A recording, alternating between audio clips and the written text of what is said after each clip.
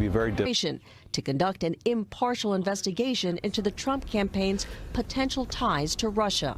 We've reached the point after the events of this week where it would be very difficult to maintain the credibility of the investigation if the chairman did not recuse himself. The uproar coming after Nunes acknowledged Monday that he made a secret visit to the White House grounds to meet an intelligence source in a secure location. Nobody was sneaking around.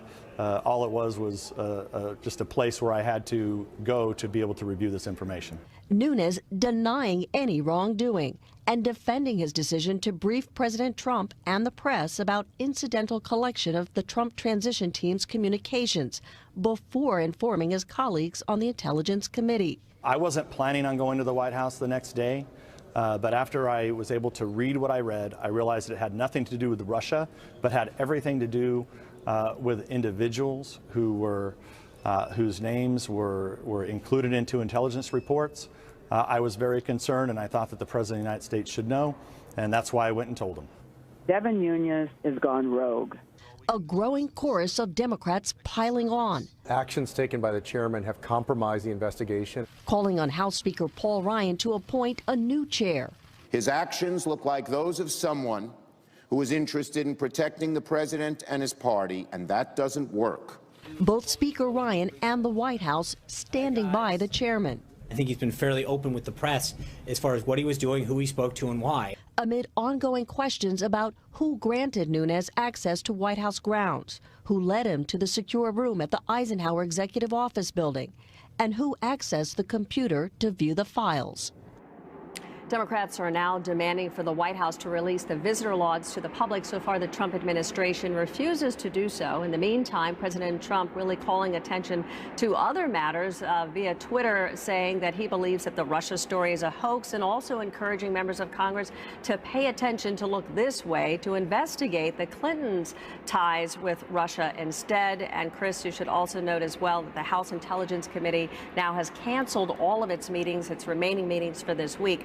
So we'll see where this investigation goes. Right, somewhat of a quick answer there, Suzanne, to can this committee continue to function? They just canceled all their meetings for the rest of the week. Thank you for the reporting. All right, so there's growing scrutiny of a meeting between the president's son-in-law, Jared Kushner, and a Russian banker with ties to Putin. This, as Kushner says, he is willing to talk, if not testify, to the Senate Intelligence Committee. Remember, the difference is raising your hand, taking an oath, and being held accountable. CNN's Sarah Murray, live at the White House with more. Sarah. Good morning, Chris. This is yet another story that the administration hopes will just go away, but they cannot seem to shed this Russia controversy, and it's a controversy that now extends to include Donald Trump's own family members. President Trump's son-in-law and one of his closest advisors, Jared Kushner, under scrutiny for a previously undisclosed meeting with Sergei Gorkov, the chairman of a state-run Russian bank with direct ties to the Kremlin. Kushner offering to be interviewed by the Senate Intelligence Committee, both about this interaction and his role in arranging meetings between Trump campaign advisors and Russian Ambassador Sergei Kislyak.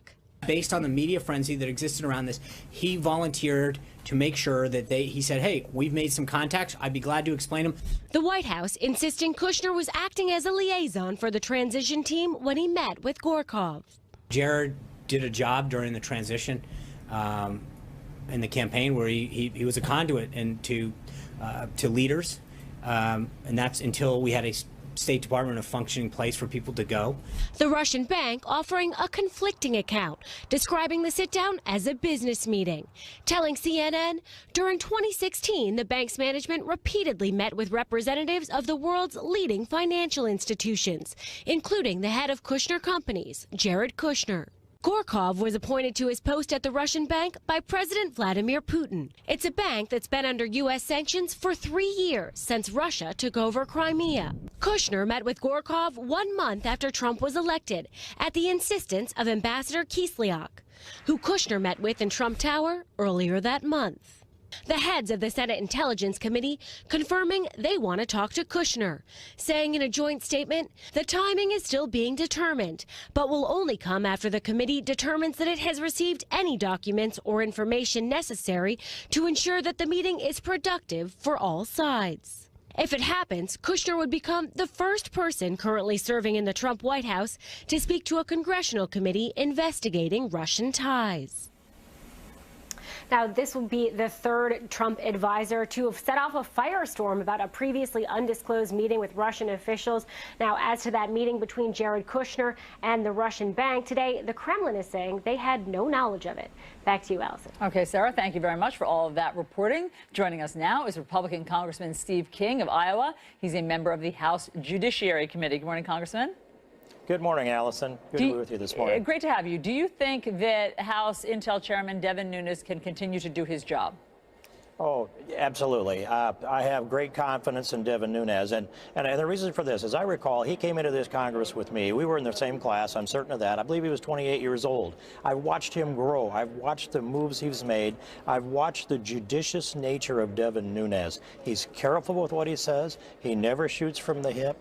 He shoots accurately, and I think that you can count on his integrity, and he'll come to before the press if he makes a mistake and say, I should have done something different. Yeah. But now I think he will deliver this to the Select Committee on Intel, and you'll have a bipartisan knowledge base to look into those things that he had exclusive knowledge to last week. But Congressman, hasn't he already played his hand in that he did go to the White House before he went to his colleagues, his Democratic colleagues on the committee? In other words, he's revealed that his allegiance lies with the president and alerting the president to some sort of sensitive information rather than investigating the people around the president and that sensitive information. Well, that sounds like a significantly bigger assumption to me than it does to you, Allison. And because we don't know what this information is. And it may very well be very classified information, which is why he had to go to the executive office building to access that information. Right, but I'm saying he also went to the White House. We know this to be true. He went to the White House and talked to President Trump. Why did he do that? Mm-hmm.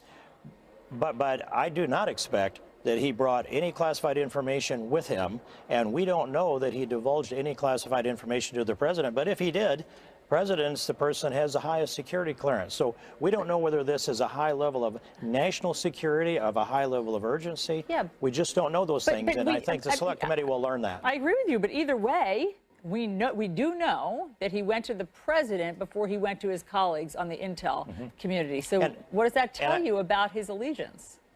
Well, I think that it does not confirm anything about his allegiance until we would know what that information was and what the rationale was. And we may never be able to find that out. It may stay classified. But what we do know is that Adam Schiff and many others have stood up and taken a partisan position. Democrats haven't cooperated on anything in this entire Congress. And so the more partisan they get, the more difficult it is to work in a bipartisan fashion. Well, but I think that is part of our problem here. And Schumer, sitting over in the Senate, is hurling grenades over to the House side, and I say he's hurled many more grenades over here. People are on the Democrat side are calling for this chair to step down, that subcommittee chair to step down. It's not just the Democrats, Congressman. Just a few moments ago, Senator Lindsey Graham was on a different morning show. He also called for the chairman to step aside. Listen to this. And if he's not willing to tell the Democrats and Republicans on the committee who he met with and what he was told, then I think he's lost his ability to lead. What do you say to that? Well, as I hear that, it is, let's find out who he met with and what he was told if it's not classified. But the first thing is to deliver this information to the Select Committee on Intel. And I'll say again that Devin Nunes never shoots from the hip. Lindsey Graham occasionally does. I think I like Lindsey personally. I think he's got a great sense of humor, but he occasionally shoots from the hip. And so I put my confidence in Devin Nunes. I know him well. I understand his integrity, his patriotism. I want him to stay as the chairman of the Select Committee on Intel, because that's how we get to the bottom of many things, including the Clinton dealings with Russia themselves. You're referring to what the president tweeted about this morning. Some people say that was a deflection. Do you think that President Trump ever shoots from the hip? Well, occasionally he does, but some of these we have to let them play out and see how accurate that shot from the hip actually was, Allison. Okay. Jared Kushner. Why would Jared Kushner, the president's son-in-law, be meeting with a Russian banker with ties to Vladimir Putin a couple of weeks before the president assumes his role in the White House? You know, I can't guess as to why that is because I'm not familiar with any business ties that Jared Kushner might have through Russian banks or with Russians, but in international business, we shouldn't be surprised that some of those ties do exist. I mean, I understand that he's volunteered to speak to a Senate committee. Let them dig into this. If it gets to be the foundation of evidence that they'd like to go into it further in a more formal way and ask him to come forward under oath, I think that's appropriate, and I think Americans are going to want to see that. But I think Democrats should be careful because if they want to dig into these things, then we've got an obligation to dig much deeper and clear back into why did Bill Clinton meet with Loretta Lynch on the tarmac while his wife was under investigation by the FBI. Explain that to me, Congressman. Why would you have an obligation to dig much deeper into a previous administration than you do to the current sitting president? Because there's indication of significant crimes having been committed, and we have a previous attorney general who recused herself. Now, well, let's just say the Clinton administration and the dealings that took place with the donations that came into the Clinton Foundation, the Clinton Family Foundation, timed with handing over 20% access to 20% of the uranium over to the Russians. Well, that's significant, and that's a deal with the Russians. But hold on a second, Congressman. That had to be vetted by the State Department. That already happened. That wasn't just something that was sort of done under the cloak of darkness. There were people who approved that through the State Department, maybe even Congress. But why are you rewinding the tape rather than looking at whatever dealings the Trump family is having with Russia? Well, Ellison, it sounds like there's a shift here in the public dialogue that says we should scrutinize everything we might be able to accuse any Trump or any affiliate of Trump's to the maximum and not let them even get off the ground with their administration, but give absolution to the sins of the Clinton administration and the Obama administration. And I don't think you get that absolution. There's not a statute of limitations that takes place when you inaugurate a new president that says the sins of the previous administration are now absolved. Yeah. And no, those things have been, I think that what many people on the other side would say is that those have been litigated. People are pretty familiar with all of whatever historically happened. But now, current day, present time, there are ties that some see as troubling with the current administration. And that's why it's so important to keep the integrity of this investigation. Well, so let's do this. Let's walk into these things in the Trump administration carefully without leaping to conclusions. Let's look at the real evidence and follow that train and listen to the explanations that support the evidence with an objective mind. But let's not give that absolution to Hillary Clinton or to Barack Obama because there is not a statute of limitations on this because of the inauguration. That's what I'd like to see. Let's do the truth, but let's not do it with a presumption that somebody is guilty. Let's do innocent until proven guilty, at least with the Trump administration. Okay. Yes, with the Trump administration, and everyone should get innocent until proven guilty. You are right. Let's talk about something that Attorney General Jeff Sessions mentioned yesterday, that they would like to withhold funding to so-called sanctuary cities, withhold federal funding for sanctuary cities to punish them, basically, for not turning over undocumented immigrants to ICE officials. What mayors of those cities say is that that will hurt those cities, particularly their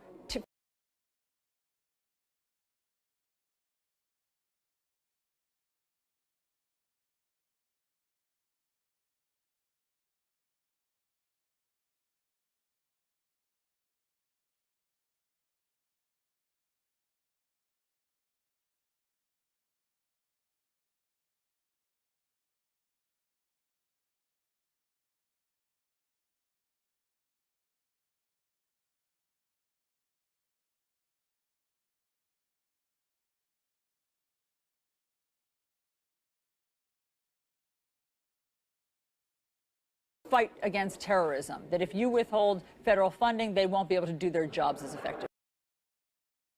Your response? I think they're trying to populate their cities with a bunch of future Democrat voters myself.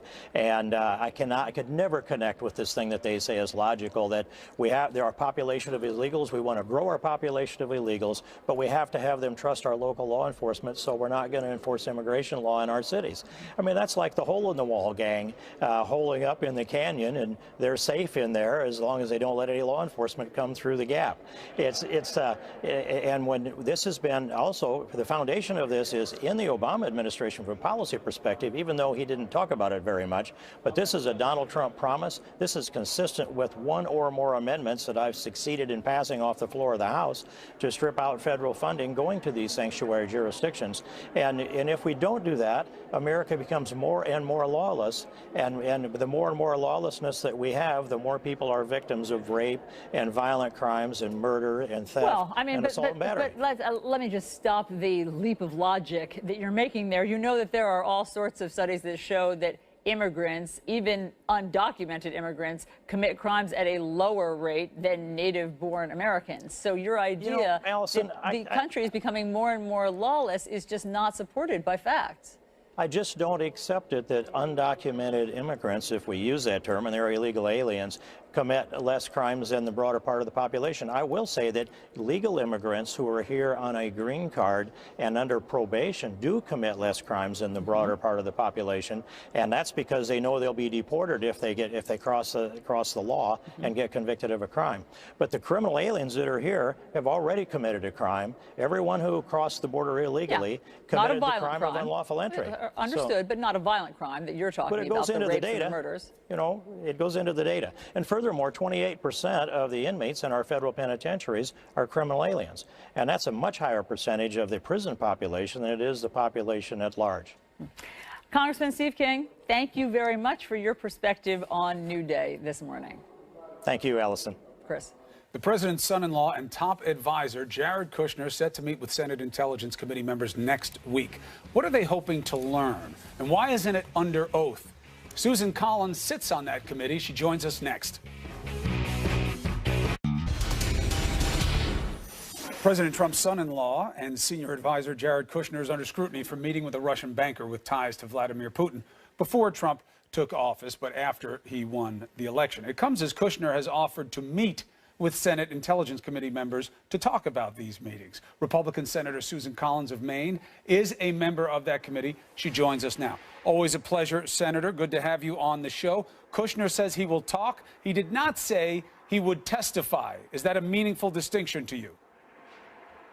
At this stage of the investigation, it's much more common for us to do interviews. That way we don't have to deal with lawyers on either side setting the rules, and we can often get more information. If later on it becomes evident that we need a formal deposition under oath, then I'm sure that will be done.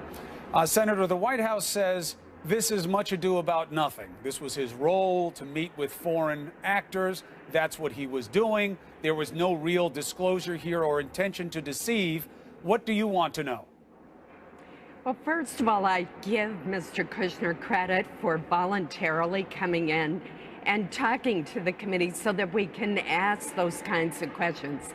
It's interesting that the Russians yesterday seemed to contradict what Jared Kushner said when he said that he was acting as a liaison between the campaign and foreign governments, a role that is not unusual in any presidential campaign. But then the Russians said that it had to do with his business dealings. So I'm sure that that will be an issue that we'll try to clarify. Do you think the Russians are just trying to further disrupt? They said they didn't know about this meeting. The word from the Kremlin was they identified him as the head of Kushner Development as opposed to his title with the White House. They might just be trying to make trouble here, right? Absolutely. If there's anything that we've learned over the past few months, it is that the Russians are not our friends. They cannot be trusted. They, in some ways, have succeeded in sowing doubt and the seeds of confusion about what happened last fall. And that's what they do with all Western democracies. And this has been a long-standing practice of the Russians to spread disinformation. So I was not surprised when they contradicted Mr. Kushner's explanation of why he had these meetings. When we're talking about the probes into Russia, got to talk about what's happening on the House side. Have you ever heard of a move like what Devin Nunes did, going around the Democrats in the committee, as a Republican, obviously, that he is, going to Ryan, going to the White House, giving what was practically political cover in the midst of a probe? Following the House investigation is like following a mystery novel. You never know what's going to happen next. But I will say this, that although this has been a crazy year, the one thing that has remained constant is that the House never takes kindly to the Senate telling it how to operate or conduct its investigations. I have a great deal of confidence in the Senate investigation because it is bipartisan. The chairman and the vice chairman, Richard Burr and Mark Warner, are working hand in glove. And given the membership of our committee, I am convinced that we will do a thorough, credible investigation and follow the evidence wherever it leads us. I understand that. I appreciate you saying it, but you have to understand how there is doubt being cast because of what's happening. People don't distinguish between the House and the Senate the way you all do down there. And between Sean Spicer saying, how many times do you need to hear there's nothing there? So there's the word from the White House. And Devin Nunes running around the Democrats to give them political cover. It makes it seem like politicians cannot investigate one another and do it fairly. I know that we can do it fairly.